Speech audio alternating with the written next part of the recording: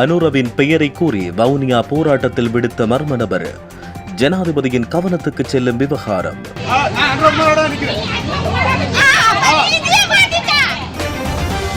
ஜனாதிபதியான பின்னர் முதலில் அனுரவை சந்தித்த தமிழ் எம்பி ஸ்ரீதரன். இருவரும் பேசிய வெளிவராமல் மறைக்கப்பட்ட முக்கிய விடயம். தமிழ் எம்பியை சந்தித்த பின் அனுர அதிரடி உத்தரவு. உடனடியாக மூடப்படுகிறது வடக்கில் முளைத்த புதிய மதுபான நிலையங்கள். பரபரப்பாகும் விவகாரம். ரஷ்யாவில் இருந்து அனுரவை சந்திக்க வந்த பெரும் புள்ளி. ஜனாதிபதி செயலகத்தில் அவசரமாக ஏற்பாடு செய்யப்பட்ட சந்திப்பு. நாட்டு மக்களுக்கு இன்று இரவு அடுத்த இன்பச் செய்தி. குறைக்கப்படுகிறது பேருந்து கட்டணம். வெளியான அறிவித்தல். முக்கிய இரு விசாரணைகள் ஆரம்பம். ஓடி ஒளியும் அரசியல்வாதிகள். அனுர நேரடியாக தலையீடு. புலமை பரிசில் பரீட்சையின் விடைத்தாள் திருத்தும் பணி 2 வாரங்கள் இடைநிறுத்தம். மீண்டும் குழப்பம். அரசு நிறுவனங்களில் இருந்து பெறப்பட்ட வாகனங்கள் மீண்டும் கையளிப்பு. இன்று வெளியாகியுள்ள அறிவிப்பு யாருக்கு வழங்கப்பட்டது தெரியுமா? அரசு ஊழியர்களின் சம்பள அதிகரிப்பு தொடர்பில் அரசாங்கம் எடுத்துள்ள அதிரடி தீர்மானம். இலவச விசா நடைமுறையில் ஏற்பட்டுள்ள சிக்கல். அரசு வழங்கிய பதில். வவுனியா பேருந்து நிலையம் இடித்து அழிப்பு.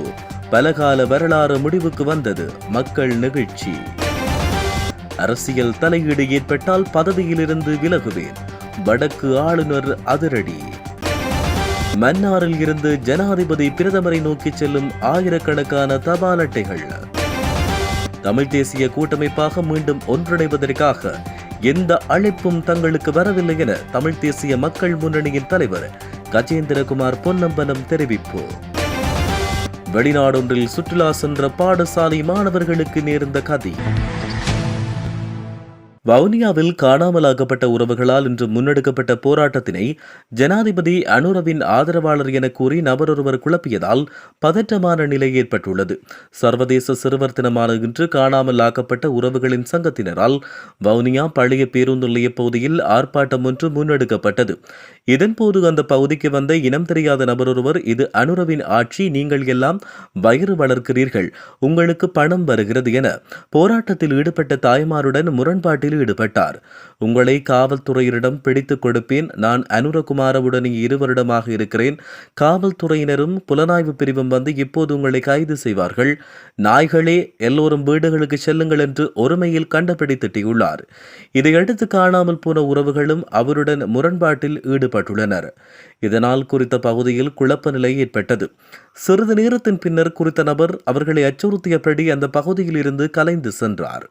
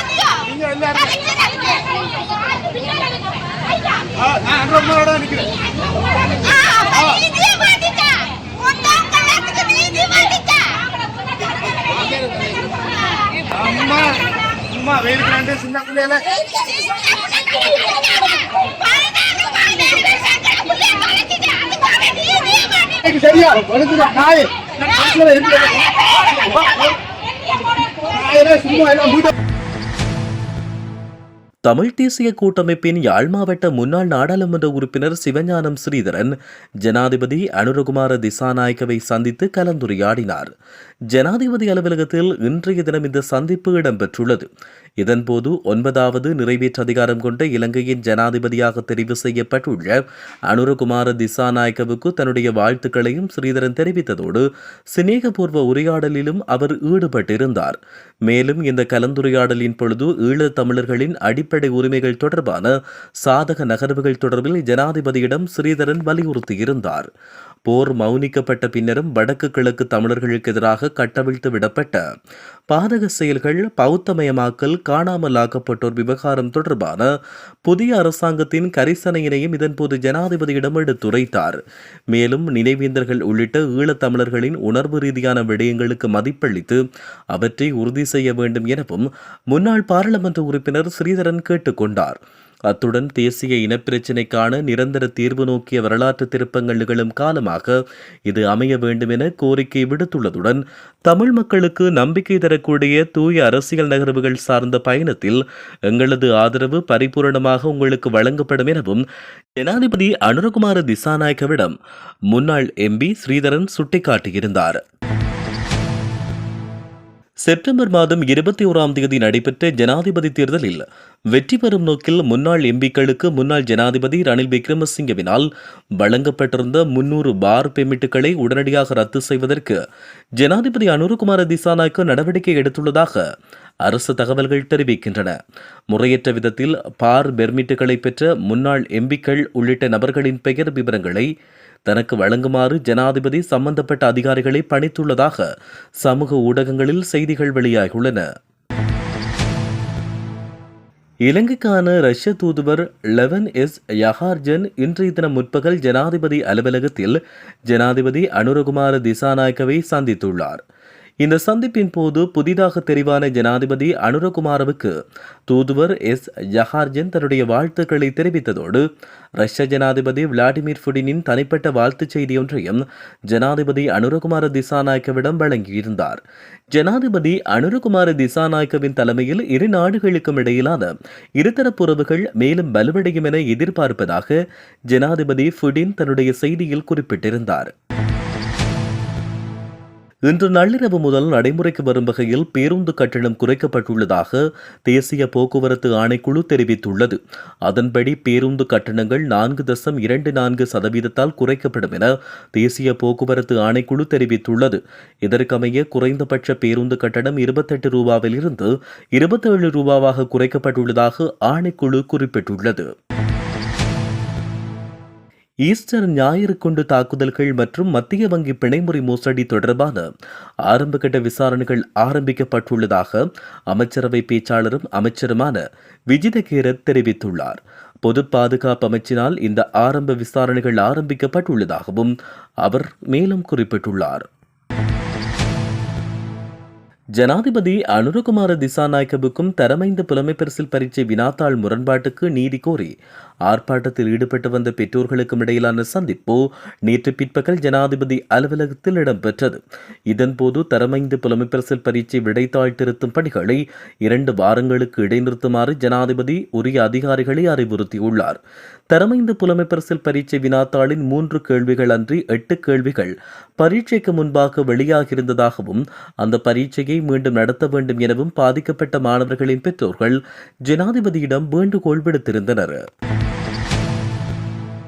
கடந்த காலங்களில் அமைச்சுக்கள், திணைக்களங்கள் உள்ளிட்ட பல்வேறு அரச நிறுவனங்களில் இருந்து ஜனாதிபதி அலுவலகத்துக்கு கொண்டுவரப்பட்ட வாகனங்கள் மீண்டும் கையளிக்கப்பட்டுள்ளன. ஜனாதிபதி அலுவலகத்துக்கு அருகில் இன்று பிற்பகல் அந்தந்த நிறுவனங்களுக்கு கையளிக்கப்பட்டுள்ளன. இதன்போது 19 வாகனங்களை மீள கையளிப்பதற்கான ஏற்பாடுகள் செய்யப்பட்டிருந்ததுடன் அவற்றில் 15 வாகனங்கள் முன் அறிவித்தலுக்கமைய குறித்த நிறுவனங்களின் அதிகாரிகளிடம் கையளிக்கப்பட்டன. அதன்படி வீதி அபிவிருத்தி அதிகார சபையின் 8 வாகனங்களும், நிதியமைச்சின் 3 வாகனங்களும், தென்மாகாண சபை போக்குவரத்து மற்றும் சிவில் விமான சேவை அமைச்சு, வனஜீவராசிகள் திணைக்களம் என்பவற்றிடமிருந்து பெற்றுக்கொள்ளப்பட்ட தலா ஒவ்வொரு வாகனங்கள் உள்ளடங்கலாக மொத்தமாக 15 வாகனங்கள் மீளவும் கையளிக்கப்பட்டன. அரசு ஊழியர்களின் சம்பளத்தை அதிகரிப்பது தொடர்பில் வரவு செலவு திட்டத்தினூடாக தீர்மானம் மேற்கொள்ளப்படும் என அமைச்சரவை பேச்சாளர் அமைச்சர் விஜித கேரத் தெரிவித்துள்ளார். இன்றைய தினம் இடம்பெற்ற அமைச்சரவை முடிவுகளை அறிவிக்கும் ஊடகவியலாளர் மாநாட்டின் போதே அவர் மேற்கண்டவாறு தெரிவித்தார். நாட்டின் தற்போதைய நிதி நிலைமையினை கருத்தில் கொண்டு இவ்வாறான சம்பள உயர்வு சாத்தியமா இல்லையா என்பது குறித்து தீர்மானிக்கப்படும். சம்பள அதிகரிப்பு எந்த மட்டத்தில் மேற்கொள்ளப்படும் என்பதும் பல கட்டங்களில் செய்யப்படுமா என்பதும் வரவு செலவு திட்ட சமர்ப்பிப்பின் பொழுது கலந்துரையாடி தீர்மானிக்கப்பட வேண்டிய விடயமாகும். எனினும் அரசு ஊழியர்களின் சம்பளம் அதிகரிக்கப்பட வேண்டும் என்பதை எமது அரசாங்கத்தின் கொள்கையாக இருப்பதாக அவர் குறிப்பிட்டுள்ளார். இலவச விசா முறையை நடைமுறைப்படுத்துவதில் ஏற்பட்டுள்ள தாமதம் குறித்த பிரச்சினைக்கு அமைச்சரவை பேச்சாளரும் அமைச்சருமான விஜித கிரத் பதிலளித்துள்ளார். தற்போது நாடாளுமன்றம் கலைக்கப்பட்டுள்ள நிலையில் இலவச விசா முறையை நடைமுறைப்படுத்துவதற்கு நாடாளுமன்றத்தின் ஒப்புதல் தேவைப்படுவதாகவும் இதனால் இவ்வாறு தாமதம் நீடிப்பதாகவும் அவர் சுட்டிக்காட்டியுள்ளார். இதன்படி நாடாளுமன்றம் இயங்காமல் செயற்படுவதற்கான தெரிவுகள் குறித்து ஆராய சட்டம் அதிபர் திணைக்களத்துடன் கலந்துரையாடல் நடைபெற்று வருவதாக அமைச்சர் விஜித கிரத் குறிப்பிட்டுள்ளார். இந்நிலையில் தீர்வு காணப்படும் வரை அல்லது புதிய நாடாளுமன்றம் மீண்டும் கூட்டப்படும் வரை தாமதம் நீடிக்கும் என எதிர்பார்க்கப்படுவதாக தெரிவிக்கப்படுகின்றது. வவுனியா பழைய பேருந்து நிலைய பகுதியில் அமைந்துள்ள பயன்பாடற்ற கட்டடங்கள் நகரசபையால் இடித்து அகற்றப்பட்டதுடன் அந்த இடத்தில் வாகன தரிப்பிடம் ஒன்று அமைக்கப்பட உள்ளதாக நகரசபை செயலாளர் தெரிவித்தார். வவுனியா கண்டி வீதியில் அமைந்துள்ள பழைய பேருந்து நிலையம் கடந்த 2017ஆம் ஆண்டு வரை வவுனியாவின் பிரதான அரச பேருந்து நிலையமாக செயற்பட்டு வந்தது. இந்நிலையில் வவுனியா யாழ் வீதியில் அனைத்து வசதிகளுடனும் கூடிய பேருந்து நிலையம் ஒன்று அமைக்கப்பட்டதுடன் கடந்த 2017ஆம் ஆண்டு முதல் புதிதாக அமைக்கப்பட்ட பேருந்து நிலையத்தினூடாக அரசு தனியார் பேருந்துகள் சீரான முறையில் சேவையை முன்னெடுத்து வருகின்றன. இந்நிலையில் பழைய பேருந்து நிலைய பகுதியில் பயன்பாடற்று காணப்பட்ட பழமையான தரிப்பிட கட்டடங்கள் நகரசபையால் அகற்றப்பட்டு வருகின்றன.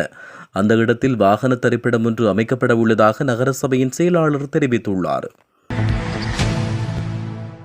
தன்னுடைய அரசியல் நடவடிக்கைகளின் பொழுது மக்கள் விடுதலை முன்னணியின் தலையீடு அல்லது ஏனைய அரசியல் இடையூறுகள் ஏற்படுமானால் பதவியிலிருந்து விலகுவதாக தற்போதைய வடக்கு மாகாண ஆளுநர் நாகலிங்கம் வேதநாயகன் தெரிவித்துள்ளார்.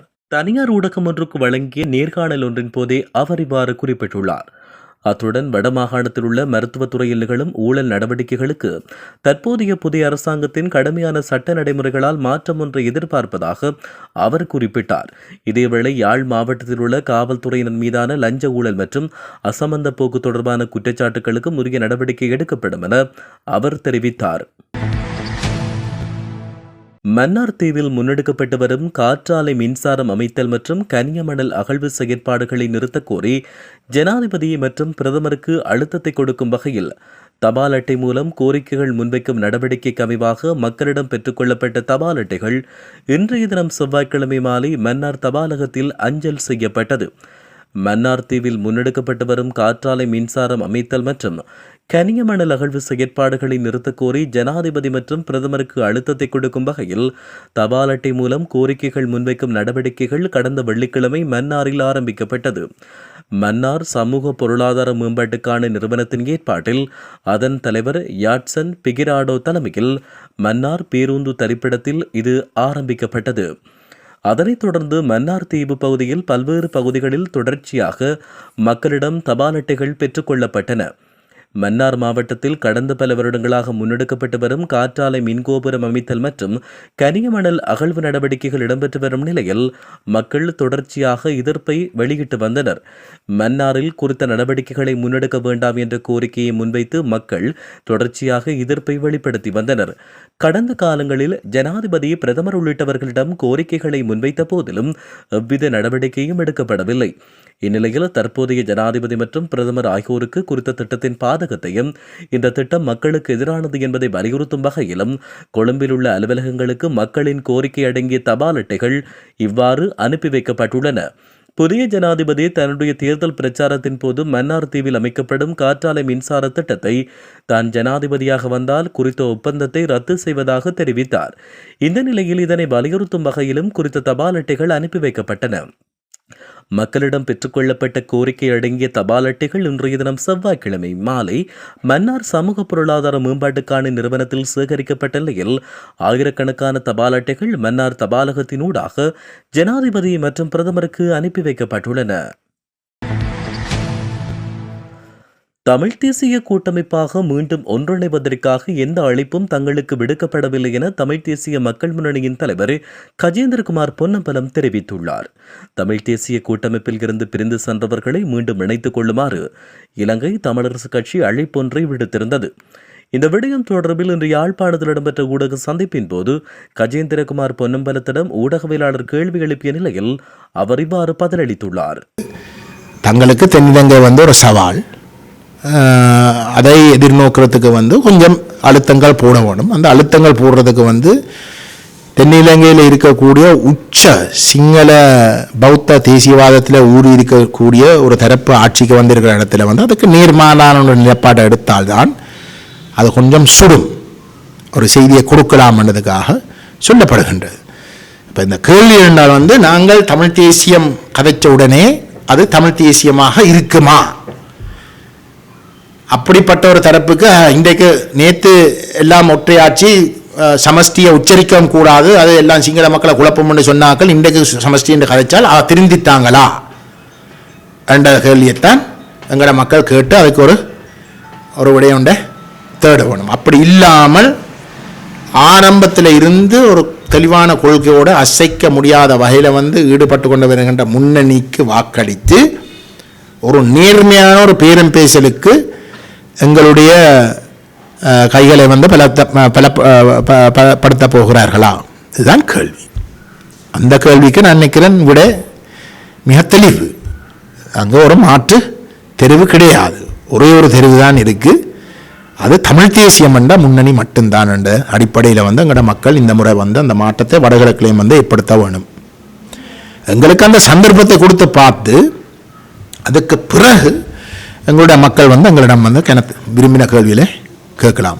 ஆனால் அந்த சந்தர்ப்பத்தை கொடுக்காமல் அந்த மாற்றங்கள் நடக்கும் என்று எதிர்பார்க்குற வந்து சாத்தியம் இல்லை. தாய்லாந்தில் சுற்றுலா சென்ற பாடசாலை பேருந்தொன்று தீப்பற்றி எரிந்ததில் 25 பேர் உயிரிழந்துள்ளதாக அந்நாட்டு ஊடகங்கள் செய்தி வெளியிட்டுள்ளன.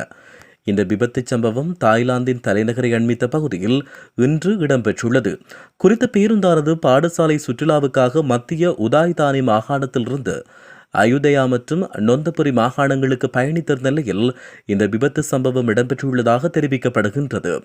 அத்துடன் விபத்துக்குள்ளான பேருந்தில் மாணவர்கள் மற்றும் ஆசிரியர்கள் என 44 பேர் வரை பயணித்துள்ளனர்.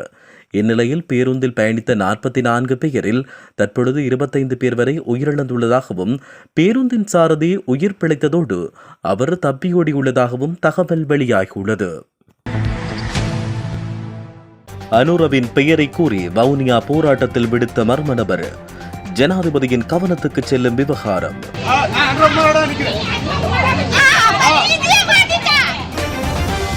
ஜனாதிபதியான பின்னர் முதலில் அனுரவை சந்தித்த தமிழ் எம்பி ஸ்ரீதரன், இருவரும் பேசிய வெளிவராமல் மறைக்கப்பட்ட முக்கிய விடயம். தமிழ் எம்பியை சந்தித்த பின் அனுர அதிரடி உத்தரவு, உடனடியாக மூடப்படுகிறது வடக்கில் முளைத்த புதிய மதுபான நிலையங்கள். பரபரப்பாகும் விவகாரம். ரஷ்யாவில் இருந்து அனுரவை சந்திக்க வந்த பெரும் புள்ளி, ஜனாதிபதி செயலகத்தில் அவசரமாக ஏற்பாடு செய்யப்பட்ட சந்திப்பு. நாட்டு மக்களுக்கு இன்று இரவு அடுத்த இன்பச் செய்தி, குறைக்கப்படுகிறது பேருந்து கட்டணம், வெளியான அறிவித்தல். முக்கிய இரு விசாரணைகள் ஆரம்பம், ஓடி ஒளியும் அரசியல்வாதிகள், அனுர நேரடியாக தலையீடு. புலமை பரிசில் பரீட்சையின் விடைத்தாள் திருத்தும் பணி 2 வாரங்கள் இடைநிறுத்தம், மீண்டும் குழப்பம். அரசு நிறுவனங்களில் இருந்து பெறப்பட்ட வாகனங்கள் மீண்டும் கையளிப்பு, இன்று வெளியாகியுள்ள அறிவிப்பு யாருக்கு வழங்கப்பட்டது தெரியுமா? அரசு ஊழியர்களின் சம்பள அதிகரிப்பு தொடர்பில் அரசாங்கம் எடுத்துள்ள அதிரடி தீர்மானம். இலவச விசா நடைமுறையில் ஏற்பட்டுள்ள சிக்கல், அரசு வழங்கிய பதில். வவுனியா பேருந்து நிலையம் இடித்து அழிப்பு, பலகால வரலாறு முடிவுக்கு வந்தது, மக்கள் நெகிழ்ச்சி. அரசியல் தலையீடு ஏற்பட்டால் பதவியிலிருந்து விலகுவேன், வடக்கு ஆளுநர் அதிரடி. மன்னாரில் இருந்து ஜனாதிபதி பிரதமரை நோக்கி செல்லும் ஆயிரக்கணக்கான தபால் அட்டைகள். தமிழ் தேசிய கூட்டமைப்பாக மீண்டும் ஒன்றிணைவதற்காக எந்த அழைப்பும் தங்களுக்கு வரவில்லை என தமிழ் தேசிய மக்கள் முன்னணியின் தலைவர் கஜேந்திரகுமார் பொன்னம்பலம் தெரிவிப்பு. வெளிநாடொன்றில் சுற்றுலா சென்ற பாடசாலை மாணவர்களுக்கு நேர்ந்த கதி,